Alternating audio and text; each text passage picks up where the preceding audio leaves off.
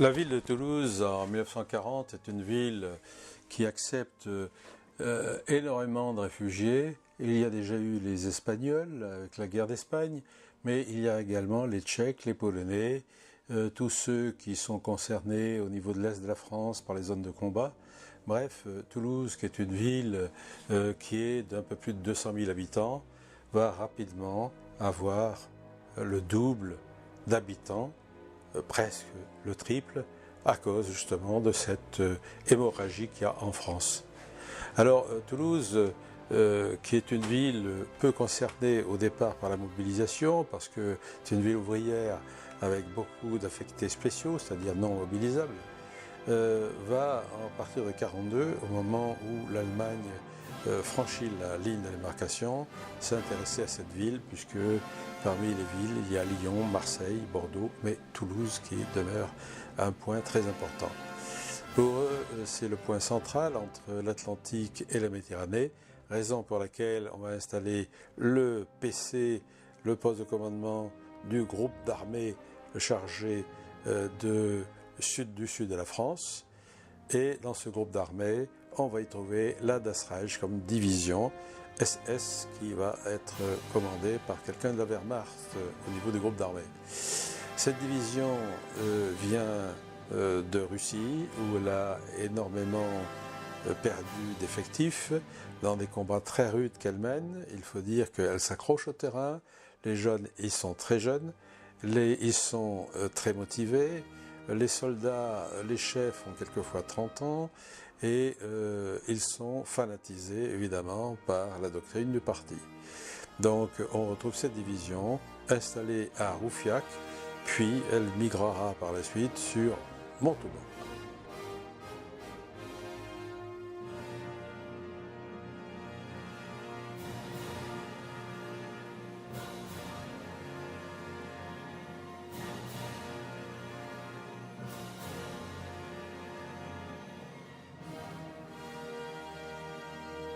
Le sud de la France présente 5 zones de danger pour les Allemands. La Dordogne,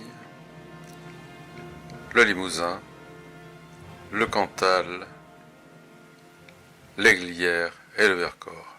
Raison pour laquelle un état-major va s'installer à Roufiac-Tolosan au nord de Toulouse, commandé par le général Blaskowitz, qui va avoir pour compétence une zone qui va s'étendre de l'Atlantique à la Méditerranée. Les mouvements de troupes prévus sur le Périgord viennent tous de la partie nord. Tout d'abord, la division Bremer, commandée par le général Bremer, accompagnée d'une légion nord-africaine, commandée par un dénommé Sidi Mohamedi, dit Mohamed Saïd, et qui est accompagné de Villaplane, le capitaine de l'équipe de France, qui est tombé dans le banditisme et qui maintenant œuvre pour la Gestapo française avec Bonny, le meilleur policier de France, dit-on, puisqu'il a arrêté tous les grands escrocs des années 30. Cette équipe va être très meurtrière.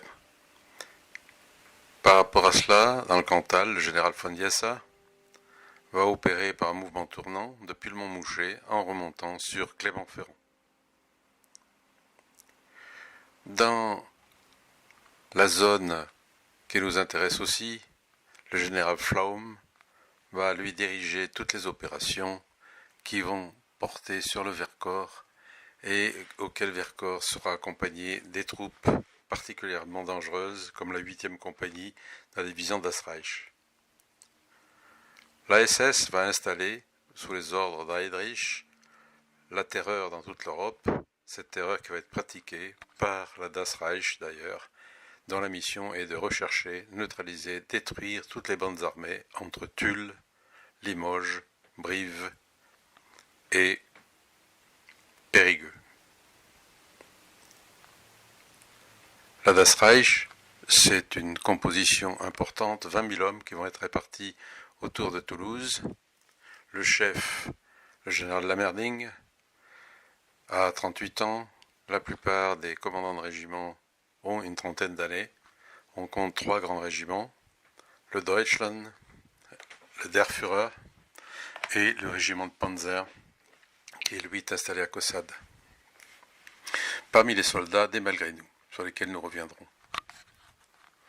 L'opération va se porter pour la Das Reich à partir du 6 juin, remonter en direction de Limoges, faire partir par voie ferrée ses blindés et ses semi-chenillés aussi à partir de Périgueux. De là, la Das Reich va se diriger sur Tulle, avec la fameuse affaire des pendus, et un élément va monter avec le commandant Kempf en direction de Guéret. Depuis Guéret, il va obliquer en direction de Saint-Junien.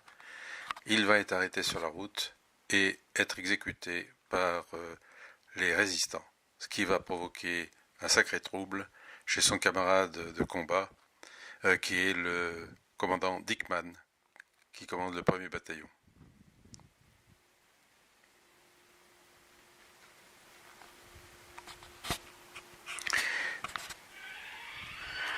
Maintenant, place au témoignage. Au début de l'entretien, Georges-René Beauce refuse d'être filmé et de parler. Au début de l'entretien, Georges-René Beauce refuse d'être filmé et de parler. On ne doit pas remuer le passé, explique-t-il. Pourtant, à 91 ans, ce Français originaire de Moselle, engagé volontaire dans la Waffen-SS, va finir par livrer quelques informations, en particulier sur le procès d'Oradour-sur-Glane. Il a lieu en 1953 devant le tribunal militaire de Bordeaux. Auf die, sagen wir mal, die Hinterbliebenen. Das hat er gleich gesagt. Er hat mich angeschaut und wir haben uns... Bous prétend que qu'il a obtenu des conditions d'incarcération très favorables et il a été libéré 6 ans après, alors qu'au départ il a été condamné à mort, quoi. Donc visiblement il y a eu une sorte d'arrangement qui a permis de taire certaines questions du procès. Le 10 juin 1944, en tant que sergent, Beauce va participer activement au massacre d'Oradour. Il dirige un peloton d'exécution, il reconnaîtra avoir achevé lui-même 6 ou 7 mourants à terre. Lors du procès, il plaidera avoir agi sur ordre, mais sur le banc des accusés, il est le plus haut gradé. Il n'y aura aucun officier, aucun commanditaire du massacre ne sera jamais jugé. Le procès d'Oradour se déroule alors que la réconciliation franco-allemande est en marche et que la guerre froide bat son plein. Dans ce contexte, il semblerait que les officiers de l'ex-armée nazie aient bénéficié d'une certaine clémence. C'est en tout cas ce qui ressort du témoignage de Georges-René Beauce. Ce village silencieux, au cœur de la France, fourmillé de vie. Tout bascula un après-midi ensoleillé lorsqu'un groupe de SS arriva. En seulement quelques heures, la quasi-totalité des hommes, des femmes et des enfants fut tuée, et toutes les maisons réduites en cendres. Aujourd'hui, ces ruines, qui sont restées intactes pendant près de 80 ans, sont un puissant mémorial qui témoigne d'une des journées les plus horribles de la Seconde Guerre mondiale.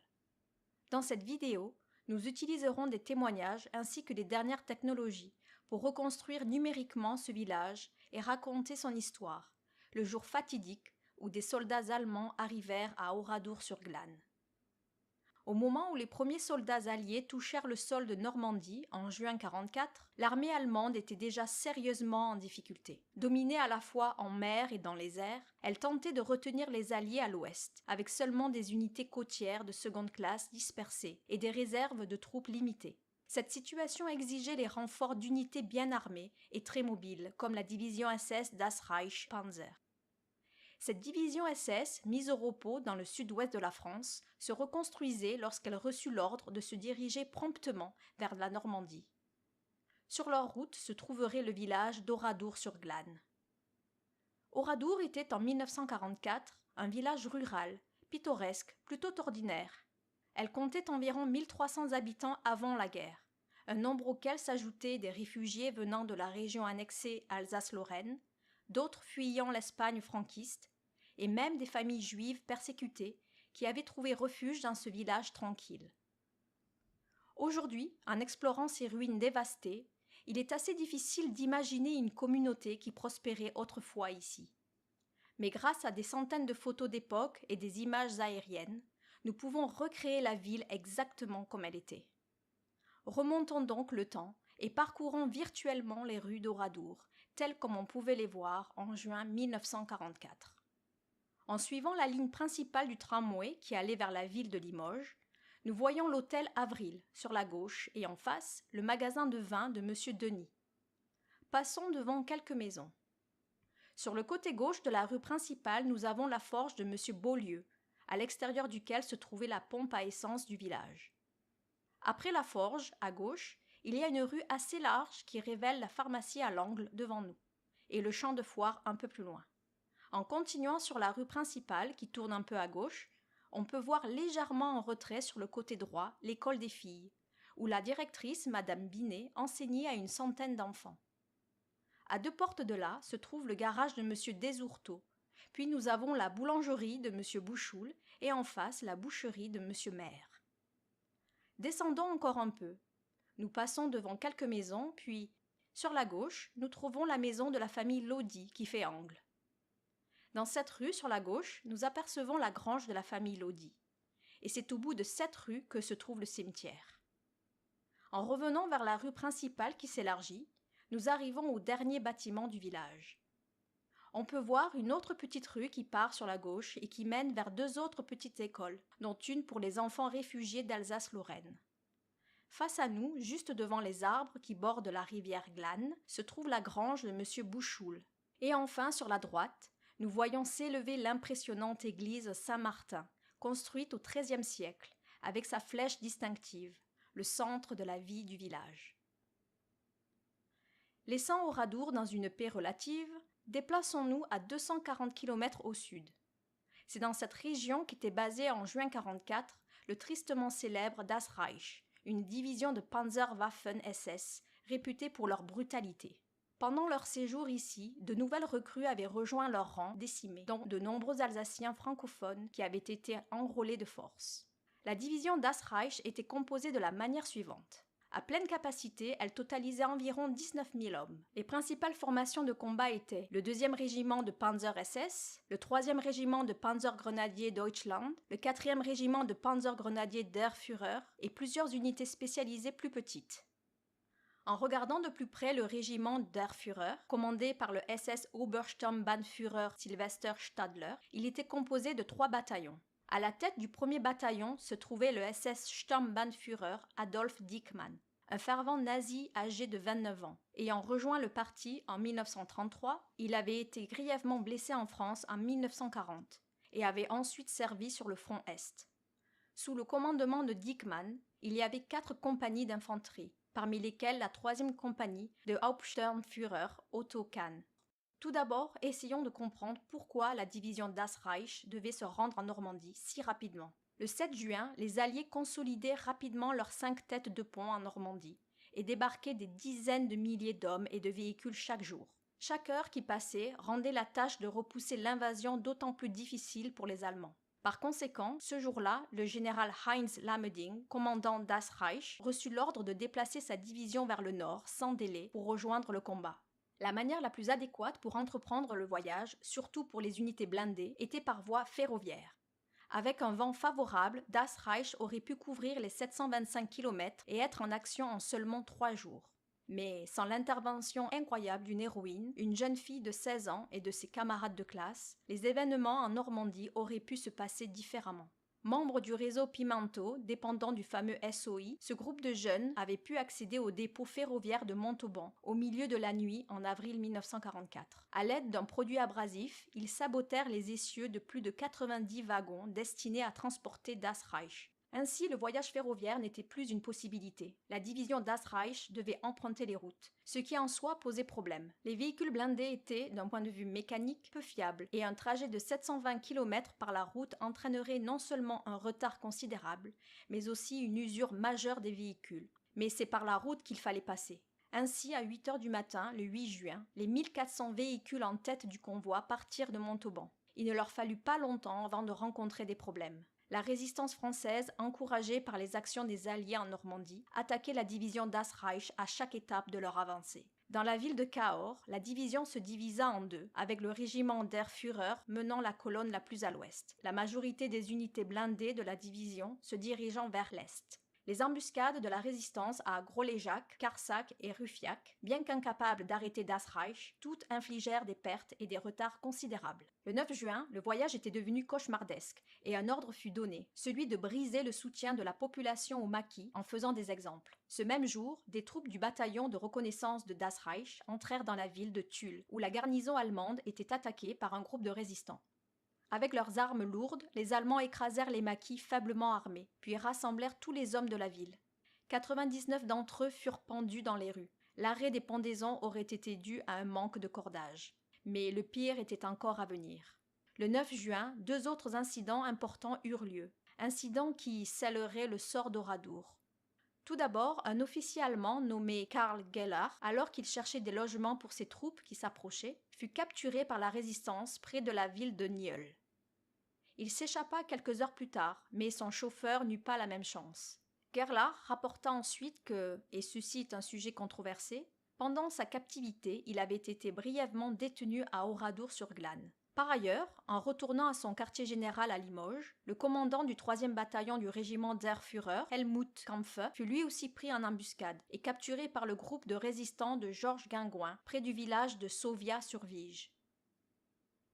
Il est probable que les informations fournies par l'officier Gerlach, la nouvelle de la capture de Kampfe, un ami personnel d'Adolf Dickmann, ainsi que des rapports vagues de collaborateurs concernant un officier détenu dans un village voisin, le tout dans un contexte de frustration et de retard, et conduit Dickmann à se diriger avec sa 3e compagnie vers Oradour-sur-Glane.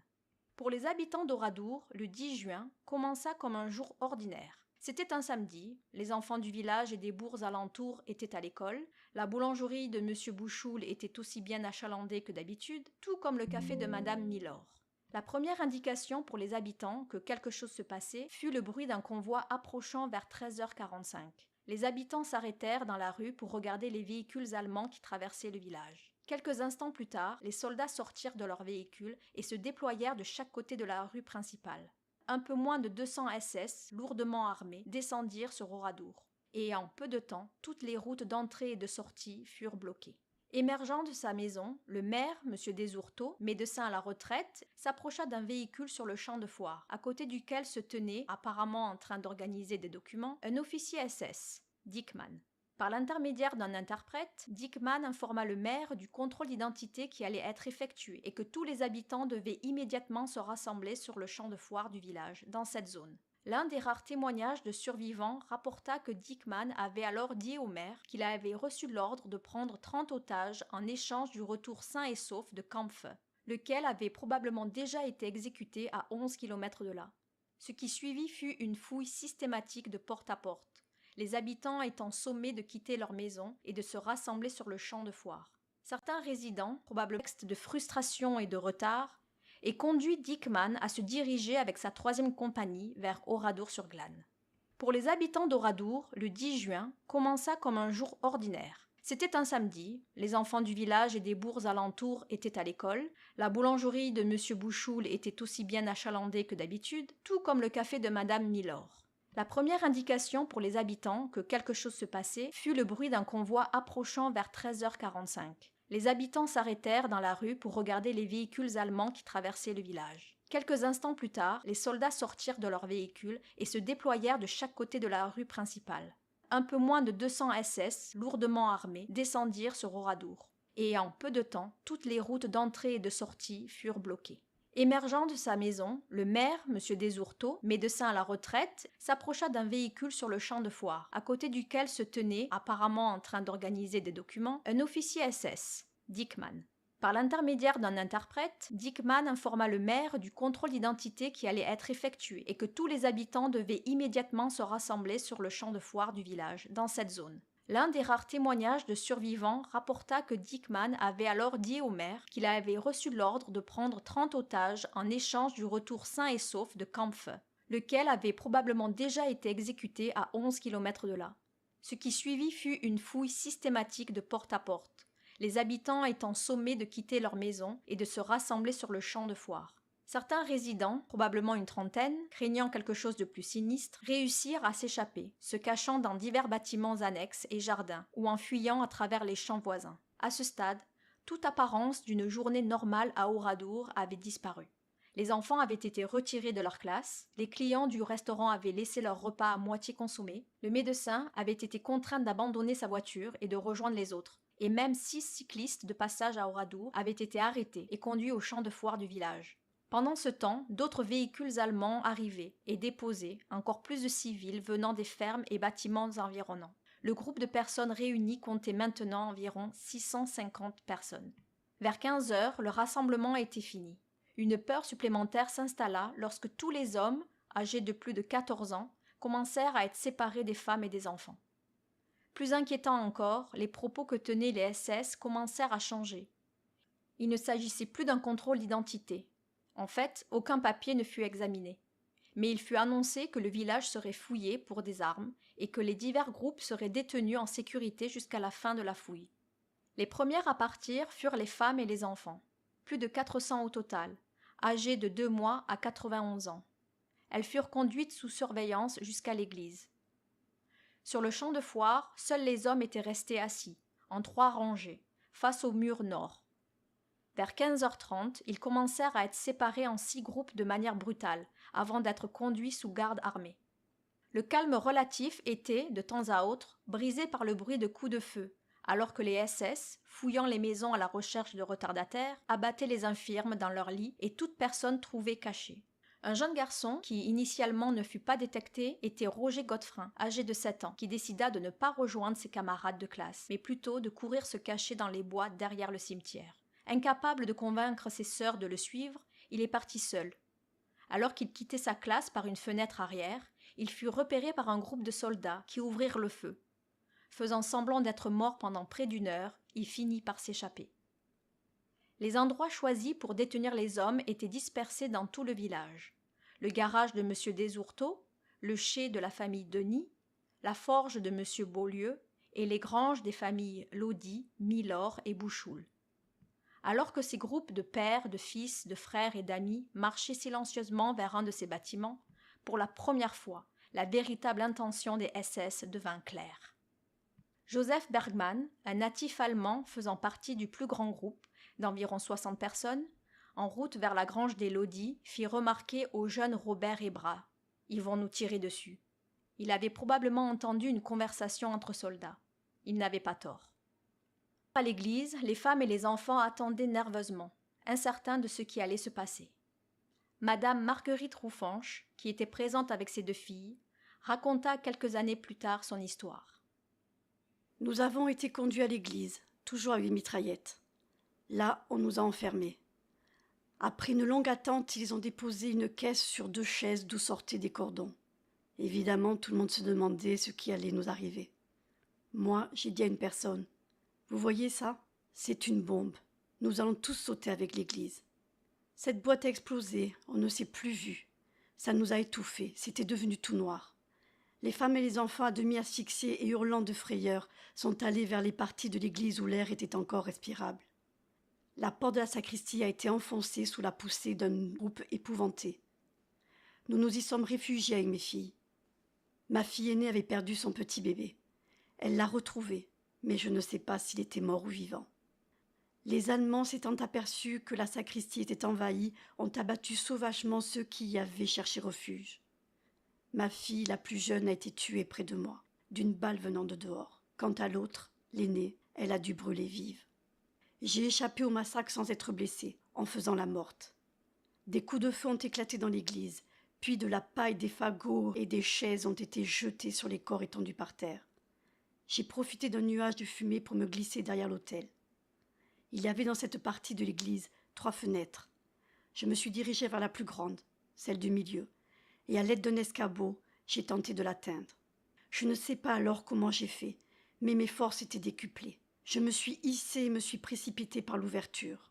J'ai fait un saut de plus de 3 mètres. Quand j'ai levé les yeux, je me suis aperçue que j'avais été suivie par une femme qui, du haut de la fenêtre, me tendait son bébé. Elle s'est laissée tomber près de moi. Les Allemands, alertés par les cris de l'enfant, nous ont mitraillés. La femme et son bébé ont été tués. Moi, j'ai été blessée en courant dans le jardin. Je suis tombée, puis on m'a laissée, pensant sans doute que j'étais morte. J'ai eu la cuisse traversée, l'omoplate fendue en 2, les 2 jambes mitraillées. Il semble que l'explosion dans l'église, qui d'ailleurs tua le SS qui la déclencha, ait servi de signal aux autres troupes qui gardaient les hommes autour du village. Quelques instants plus tard, Oradour résonna de nouveau avec le crépitement des mitraillettes. Dans la grange de Madame Lodi, Marcel Dartout, qui s'y trouvait, raconta à plusieurs occasions son histoire. Au bout de quelques minutes, à l'extérieur, on a entendu un éclatement, assez fort comme le bruit d'une grenade. Aussitôt suivi d'une rafale, et aussitôt dans la grange un ordre. Exécutez-les. Et là, c'est l'enfer. 2 mitrailleuses qui crachent. C'est terrible. L'odeur de la poudre, les hurlements. Parce qu'on a hurlé, bien sûr. Moi, j'ai hurlé en tout cas. Première rafale. J'ai pris 2 balles dans les jambes et j'ai plongé. Et quand j'ai plongé, j'en ai pris 2 autres dans les cuisses. Et je suis tombé un des premiers. Les autres sont tombés sur moi. Tout d'un coup, ça s'arrête. Plus de bruit. Ils parlaient entre eux doucement. Moi, j'étais en dessous. J'ai commencé à sortir parce que j'étais mal, dans une position très mauvaise. Ils sont venus à côté de nous. J'ai entendu, je me rappelle, c'est le bruit de la culasse qu'on arme, pour mettre une balle dedans. Et ils tiraient. Ils donnaient le coup de grâce. Ça aussi, c'est terrible. J'étais sorti de dessous le tas. Puis je devais avoir une épaule qui sortait. Tout d'un coup, je sens un pied sur mon épaule. Et toujours cette culasse qu'il armait et il tirait. Et il tirait. Je pense que c'était pour moi. Et non. C'était mon copain Joseph le coiffeur, qui est mort. Il est mort sur moi. Touché par 4 balles et grièvement brûlé, après que la grange fut aspergée d'essence et incendiée, Marcel échappa avec 4 autres en se cachant dans la grange adjacente, puis dans un clapier en terre. Tous les autres hommes tombèrent sous les balles ou les flammes. C'était une scène d'horreur, répétée dans 5 autres endroits du village sous les yeux des soldats allemands. Ensuite, le pillage commença. À partir de 18h, les troupes SS parcoururent méticuleusement le village, recherchant des objets de valeur, de l'alcool et tout ce qui pouvait les intéresser, avant de mettre le feu à chaque propriété. Puis, leur destruction achevée, ils montèrent dans leur véhicule et disparurent par la même route qu'ils avaient empruntée moins de 8 heures auparavant. Dans leur sillage, ils laissèrent 643 morts, des hommes, des femmes et des enfants. Le village d'Oradour-sur-Glane, visible à des kilomètres à la ronde, brûlait dans la nuit. Au lever du soleil le matin du 11 juin, l'ampleur des atrocités était clairement apparente. Plusieurs habitants évadés, cachés dans la terreur toute la nuit, émergèrent lentement de leur cachette et commencèrent à interagir avec des parents affolés, venus des villages voisins, alors que leurs enfants n'étaient pas rentrés de l'école la veille. À 6 heures du matin, la maison d'Upic, où une petite arrière-garde de troupes SS avait passé la nuit, fut incendiée et les derniers soldats partis. C'est alors que les habitants purent enfin revenir et commencer à marcher à travers les cendres d'Oradour. L'un des premiers à visiter le cimetière était M. Hiverneau, parti à la recherche de ses fils de 8 et 10 ans. Il trouva le plus jeune, Marcel, presque immédiatement. Il était allongé sur le côté, à moitié brûlé. Mais je n'ai pas trouvé mon fils aîné. Derrière l'autel, entassés les uns sur les autres, il y avait au moins 20 petits-enfants qui avaient dû se réfugier là. Cela ne leur a pas servi à grand-chose. Ils avaient été asphyxiés par la fumée ou brûlés à mort. Et je ne dirai qu'une seule chose. Honneur aux mères. Pas un seul adulte ne s'est caché derrière l'autel. Elles ont laissé ce dernier coin de refuge aux enfants. D'autres firent les mêmes découvertes épouvantables. Lorsque des membres de famille étaient partis du village pour une raison ou pour une autre, ils revenaient pour découvrir que leurs parents, conjoints, frères, sœurs et enfants avaient tous péri, souvent sans laisser de traces. C'était une scène qui se répéta pendant des jours. L'une des toutes dernières personnes à être retrouvée à Oradour, et la seule survivante parmi plus de 400 morts à l'église, fut Madame Roufanche. Touchée par 5 balles et souffrant l'agonie, elle réussit à appeler au secours depuis le jardin où elle était restée jusqu'au dimanche soir. Hospitalisée pendant 1 an, ses blessures physiques finiraient par guérir, mais ses blessures psychologiques ne le seraient sans doute jamais. Conscients de la façon dont leurs actes seraient perçus, certains des auteurs du massacre retournèrent à Oradour quelques jours après et tentèrent hâtivement d'enterrer les morts et cacher l'ampleur des atrocités, mais la tâche était trop grande et finalement abandonnée. Ce n'est que quelques jours plus tard, lorsque les secouristes français arrivèrent, que le processus d'identification put commencer. C'était une tâche immense et presque impossible. Sur les 643 tués, seulement 52 seraient identifiés. Les répercussions du massacre à Oradour furent immédiates, même au sein de l'armée allemande. Quand la nouvelle de ce qui s'était passé se répandit, des officiers supérieurs exigèrent des explications sur ces excès horribles. Il y eut des plaintes officielles du gouvernement de Vichy via Stadler, le commandant du régiment der Führer, qui apparemment avait seulement donné l'ordre de prendre des otages. Même le maréchal Erwin Rommel fut impliqué et des procédures de cour martiale interne furent lancées contre Adolf Dickmann, accusé d'avoir personnellement outrepassé les ordres en perpétrant le massacre. L'examen militaire interne ne dura pas longtemps. Dans les quelques semaines qui suivirent, Adolf Dickmann et beaucoup des coupables étaient morts, tués au combat en Normandie. L'enquête fut discrètement close. Finalement, en 1953, un procès eut lieu à Bordeaux pour juger 21 des SS survivants, 14 d'entre eux étant originaires d'Alsace. 20 furent condamnés pour leur implication, dont 2 à la peine de mort. Mais comme cela se produit souvent dans une Europe désespérée de vouloir oublier les horreurs de la guerre, chaque condamnation fut réduite, et en 1958, tous avaient déjà été libérés. D'autres procès individuels furent menés plus tard, y compris celui de Heinz Barth, un commandant de peloton de la 3e compagnie d'Otto Kahn, qui devint le seul officier condamné en relation avec le massacre d'Oradour-sur-Glane. Il purgea un total de 14 ans. Aujourd'hui, le débat sur qui a ordonné le massacre et qui en est responsable continue. Ce que l'on peut dire avec certitude, c'est qu'aucun des responsables n'a vraiment payé le prix qu'ils auraient dû. Qu'est-il donc advenu d'Oradour ? Le village détruit n'a jamais été reconstruit.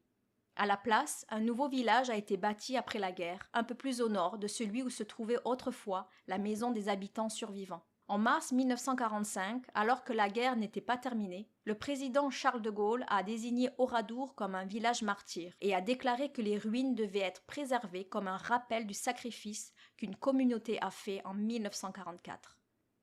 Aujourd'hui encore, les ruines d'Oradour peuvent être visitées, la vie de ceux qui sont morts ici imaginée. Pour beaucoup, les plus grandes émotions ne proviennent pas de l'ampleur du site, mais de sa nature singulière. Ce sont ces objets du quotidien qui sont si poignants.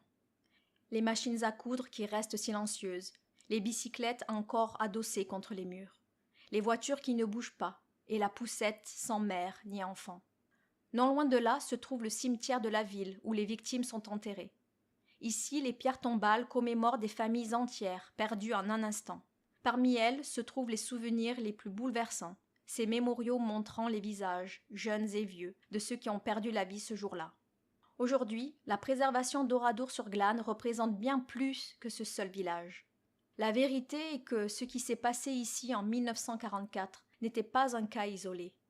Au même moment et sur le même continent, il y a eu d'autres Oradour, des villes et des villages en Europe centrale et orientale qui ont été détruits par plusieurs nations belligérantes, des communautés dont la mémoire aujourd'hui se perd avec le passage du temps.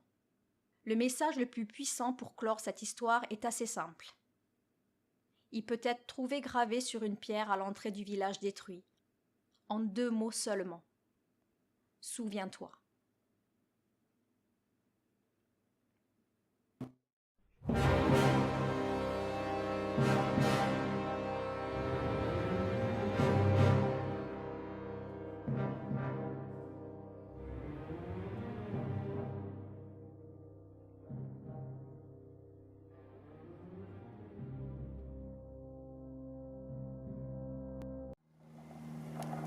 J'ai une prise de parole très brève, puisque ce n'est pas d'habitude à Oradour. Je souhaite juste vous accueillir et vous remercier, c'est qui tourne, je pense. Vous accueillir tous et vous remercier de votre présence à Oradour, parce que c'est ce genre de démarche mémorielle qui fait que l'histoire d'Oradour a continué depuis des décennies. On n'a jamais eu l'habitude de faire de publicité pour attirer le touriste à Oradour. C'est surtout des pèlerinages comme les vôtres, des groupes de mémoire qui ont fait partager cette histoire-là à de très nombreux Français, puisque aujourd'hui nous recevons à peu près, selon les années, entre 250 et 300 000 personnes à Oradour. Donc ça en fait le second lieu le plus visité dans notre région, notre ancienne région Limousin. Le premier lieu étant Collonges-la-Rouge.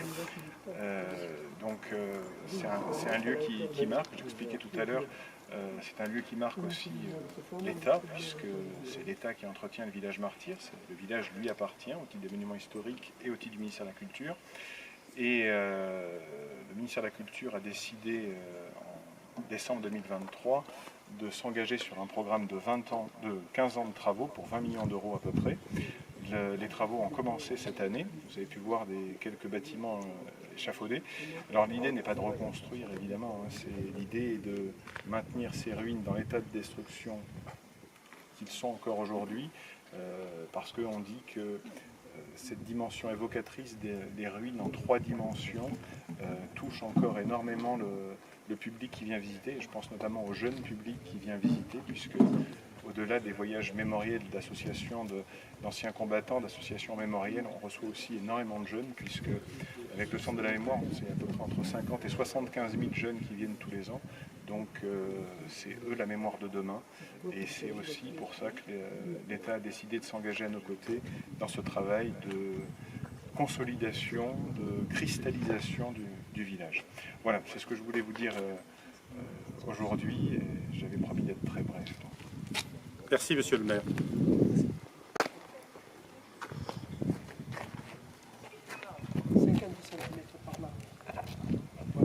Prise de parole du président de l'UNC 31. Ça fait 4 mois que certains membres de mon équipe travaillent pour venir ici à Oradour. Beaucoup ne connaissaient pas.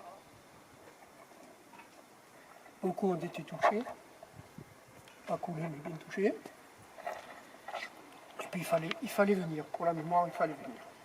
Voilà. C'est tout ce que j'ai à dire. Je suis ému.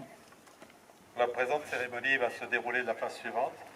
En un premier temps, dépôt de gerbe de l'UNC 31. Deuxième temps, aux morts. Troisième temps, la Marseillaise, avec un temps de silence avant. Puis remerciements par les autorités au porte-drapeau.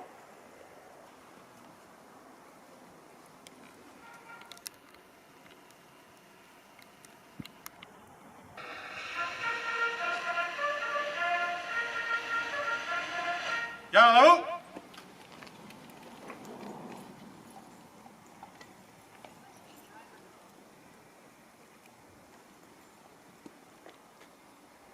Dépôt de gerbe.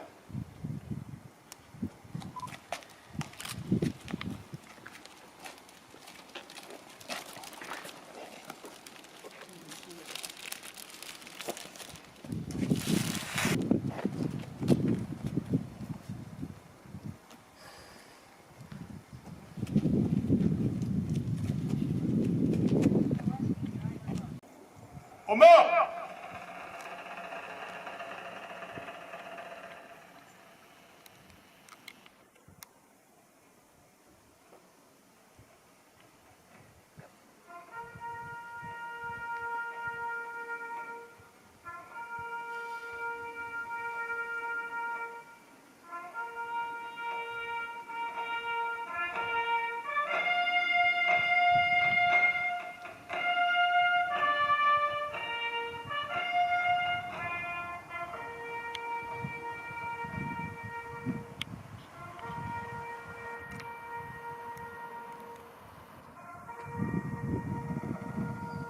Minute de silence.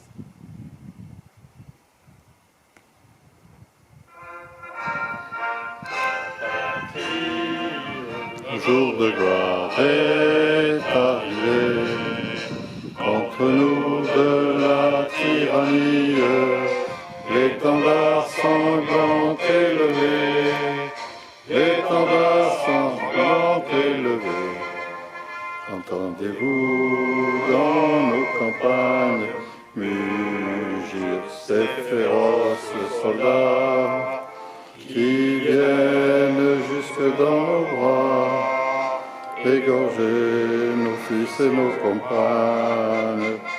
Aux armes, citoyens, formez vos bataillons, marchons, marchons, qu'un sang impur abreuve nos sillons.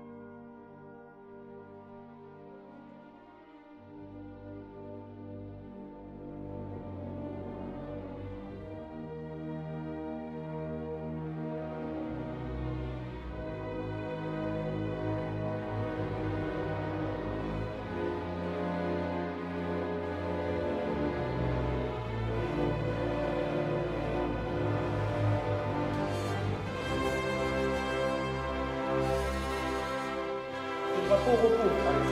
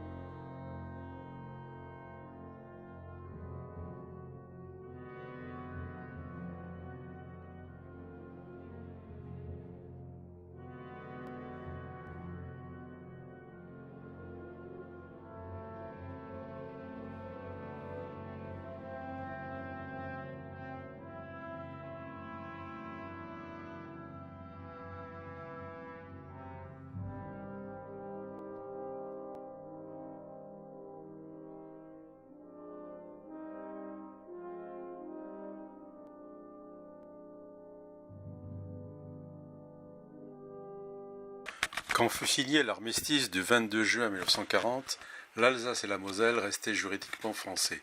Le régime nazi l'annexa de fait au territoire allemand par décret de Hitler du 18 octobre 1940, dont la publication a été interdite. Le gouvernement de Vichy se borna uniquement à protester. L'Alsace et la Moselle ne formaient plus une entité propre comme en 1871. Le Bas-Rhin et le Haut-Rhin étaient rattachés au pays de Bade, le Gau, Baden-Elsass, tandis que la Moselle était officiellement rattachée à la Sarre dans le Gau Westmark le 30 novembre 1940. Jusqu'en août 1942, l'Allemagne proclamait qu'elle n'avait pas besoin des Alsaciens et des Mosellans pour gagner la guerre. Le Gauleiter, Robert Wagner, responsable de l'Alsace, persuada Adolf Hitler, au début fort réticent, d'introduire le service militaire obligatoire en Alsace le 25 août 1942. De son côté, le Gauleiter de la Moselle, Joseph Burkel, institua le service militaire obligatoire pour les Mosellans le 19 août 1942.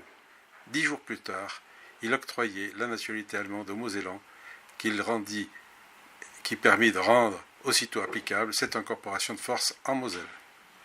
Les Mosellans réfractaires à la nationalité ont été déportés vers la Pologne, les insoumis au service militaire en camp de concentration. La plupart des malgré-nous furent affectés dans la Wehrmacht, mais de nombreuses classes furent versées d'autorité dans la Waffen-SS, ne serait-ce que parce que la Waffen-SS avait eu beaucoup de pertes au combat. Cette décision d'incorporer de force concernait les Alsaciens, les Mosellans, les Luxembourgeois et les Belges germanophones. Au total, 100 000 Alsaciens, 30 000 Mosellans se retrouvèrent principalement sur le front de l'Est à combattre Joseph Staline. Ces derniers furent pour la plupart internés à Tambov, en Russie, en 1945. Nombre d'entre eux ont cependant vécu les combats de Normandie, comme les malgré nous de la 2e division SS Das Reich dans la poste de Falaise. Beaucoup de jeunes avaient moins de 18 ans, voire 17 ans. Parmi les rares qui ont pu déserter ou se rendre aux alliés occidentaux, certains se sont enrôlés dans les FFI ou l'armée française de libération. En juillet 1944, les soviétiques relâchèrent 1500 malgré nous, prisonniers à Tambov. Ils furent transférés à Alger et ont permis de rejoindre l'armée de la France libre. Certains, malgré nous, ont déserté pour rejoindre la résistance ou la Suisse, mais leurs familles furent souvent automatiquement déportées dans les camps de travail ou de concentration par l'application stricte de la Siebenhaftung, c'est-à-dire la loi concernant la responsabilité du clan, c'est-à-dire les responsabilités collectives de la famille en cas de délit. Cela menaçait directement la famille des insoumis. Et pour éviter les mutineries, l'Allemagne nazie avait pris soin de ne pas former d'unités exclusivement composées de conscrits des régions concernées, donc des Alsaciens et des Mosellans. Isolés dans des compagnies majoritairement d'Allemands de souche, les Malgré-nous devaient se plier à une discipline de fer dans une armée où l'esprit de corps laissait peu de place aux écarts de conduite. Ceux qui ont choisi de déserter et qui avaient été repris ont été immédiatement exécutés. Sur le front occidental, certains malgré nous souhaitèrent se rendre à l'armée américaine. Ceux-ci ne les ont pas considérés comme étant des malgré nous. Les malgré nous, eux, pensaient avoir affaire aux libérateurs de la France. Ils ont de suite déchanté car ils ont été mis avec des déserteurs de l'armée allemande et d'autres soldats de l'armée allemande. Et vraiment, ont été considérés par les vrais soldats allemands comme des traîtres à la patrie. Sur le front de l'Est, beaucoup d'incorporés furent faits prisonniers par l'armée soviétique. Ils connurent les camps de l'armée rouge, les camps de détention soviétiques. Et certains décidèrent de déserter pour rejoindre l'armée rouge. Mais l'armée rouge considérait les Alsaciens et les Mosellans souvent comme des déserteurs, des espions, et souvent les fusillèrent sans autre expression de procès. Certains ont été déportés au camp de Tambov, mais après un passage dans les mines de charbon de Karaganda. Accusés de crimes par l'Union soviétique, ils se sont sentis trahis par la France libre et utilisés comme monnaie d'échange dans les renégociations diplomatiques. Certains iront jusqu'à évoquer l'intervention de dirigeants communistes français afin de retarder leur retour parce qu'ils pouvaient témoigner de ce qui se passait dans les camps qui se trouvaient en Union soviétique et donc ternir l'image de l'Union soviétique. Il n'est pas normal de faire un commentaire d'une décision de justice. Aussi, je me permettrai de citer Jean-Pierre Rouyrou, qui, en février 1984, écrit dans le mensuel 64 de l'Histoire « Bordeaux, janvier 1953, on juge les bourreaux d'Oradour. L'indignation nationale aurait pu s'exprimer à bon compte s'il n'y avait pas eu 14 Alsaciens au banc des accusés. Un procès pas comme les autres qui finit par opposer la douleur du Limousin au sacrifice de l'Alsace. C'est la raison d'État qui tranchera. Sinistre ce quai glacé de la gare Saint-Jean à Bordeaux à 3h40 en ce lundi 12 janvier 1953. Rassemblant leurs petits bardas, bouffis de sommeil interrompus, désemparés et balourds, 11 hommes sautent des wagons de 3e classe, s'agglomèrent et discutaillent, surveillés de loin par 4 flics en bourgeois, à peine assiégés par les flashs des reporters de presse. Hall, recherche d'un avocat qui dort encore, taxi, plongée morose dans la ville de Chabandelmas, qui cuve les émotions dominicales d'un superbe match France-Australie, en jeu à 13, et qui ne s'éveillera jamais tout à fait dans les jours à venir. Hôtel 2 chambres à bas prix, la nuit affreuse qui s'achève enfin, toilette commune, gauloise bleue. À 9h pétantes, toujours groupés, ces hommes se constituent prisonniers aux grèves de la prison militaire. Le 12e qui a manqué son train se présentera essoufflé et penaud à 19h. Depuis le 10 juin 1944, Oradour est devenu un nom dans l'histoire, dit La Voix des actualités françaises le 12 janvier 1953 dans les salles de cinéma de France À l'époque, 8 ans après la fin de la Seconde Guerre mondiale, Oradour-sur-Glane est l'archétype des massacres de populations civiles commis en temps de guerre. Ce procès est celui de l'hitlérisme, qui a conduit des hommes à commettre des crimes comme celui d'Oradour, lance le président du tribunal en ouverture du procès. Avec 5 semaines d'audience, 60 témoins, dont les 2 seuls rescapés de la tragédie, et 19 accusés, ce procès est l'un des plus importants d'après-guerre. Il se tient après le vote d'une loi taillée sur mesure pour juger les auteurs du massacre.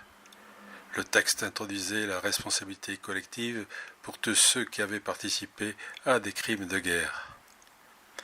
Comment peut-on enfermer des femmes et des enfants d'un village dans une église pour les brûler vifs, fusiller méthodiquement tous les hommes dans des granges, incendier, piller, détruire le village, revenir au lendemain du massacre pour éliminer systématiquement les corps par le feu et la fosse commune? Pour répondre à ces questions, le tribunal militaire de Bordeaux a face à lui 19 accusés, soldats de la Waffen-SS das Reich, parmi eux 13 malgré nous, enrôlés de force dans cette branche armée des forces nazies. Soutenus ardemment par la population alsacienne, ils n'ont de cesse avec leurs avocats de demander à ne pas être jugés en même temps que les autres SS mis en cause. La tension est forte pendant ces 5 semaines d'audience, non seulement dans l'enceinte du tribunal militaire, mais aussi à l'extérieur. Avant même que le jugement ne soit connu, des manifestations sont organisées par les victimes à Bordeaux et dans le Limousin, et par les défenseurs des malgré nous en Alsace. Et quand le tribunal militaire dévoile sa décision, aucun des 2 camps n'y trouve son compte. Sont condamnés à mort le seul adjudant allemand présent au procès et un jeune Mosellan qui s'était engagé volontairement dans la Waffen-SS. Les 13 malgré nous sont condamnés à des peines variant entre 6 et 8 ans de prison ou de travaux forcés. 6 Allemands sont condamnés à des peines de 10 à 12 ans de prison ou de travaux forcés. Le 7e est acquitté. 42 autres SS de la division das Reich ont été condamnés à mort par contumace. Quelques jours plus tard, les condamnés alsaciens seront finalement amnistiés au nom de la réconciliation nationale. Pendant plus de 20 ans, Oradour-sur-Glane, en réaction à cette amnistie, l'Association nationale des familles des victimes a refusé de convier les autorités aux commémorations du massacre du 10 juin 1944. Pendant que certains expliquent qu'ils n'ont pas pu déserter ou qu'ils ne voulaient pas déserter ou que ce n'était pas possible, mon grand-oncle Joseph Bernard, électricien à Frémin-Berlebach, est un jour arrêté à son domicile par la SIPO-ST, envoyé au camp de la Brème d'Or, interrogé, puis transféré au camp de Sachsenhausen, où il va mourir en septembre 1944. Pourquoi ? Au nom du Sippenhaft, la loi sur le clan, son fils, qui s'appelle aussi Joseph Bernard, a déserté de la Wehrmacht, s'est caché et a attendu jusqu'en 1969 pour être déclaré incorporé de force, c'est-à-dire malgré nous. On lui remettra à Cherbourg, dans un camp français, on lui remettra exceptionnellement une paire de chaussettes pour continuer son voyage. Il n'aura pas droit à un pécule, car il est en uniforme allemand. Il n'aura pas droit à une tenue, parce qu'il est en uniforme allemand. Il rejoint Metz, où là, il apprend qu'il n'a pas fait son service militaire dans l'armée française. De qui se moque-t-on ? Il va tourner en rond dans une caserne à Mers, et puis finalement, il va être libéré. Le document précise bien qu'il n'a pas eu droit à un pécule, des vêtements, mais à une paire de chaussettes. Le PV de gendarmerie examine encore en 1969 son statut. En voici les éléments. Joseph Bernard, mort à Sachsenhausen, sera médaillé de la résistance française, titulaire de la médaille militaire et de la croix de guerre à titre posthume. Son fils, lui, mourra quelques années plus tard et sera enterré à Saint-Avold.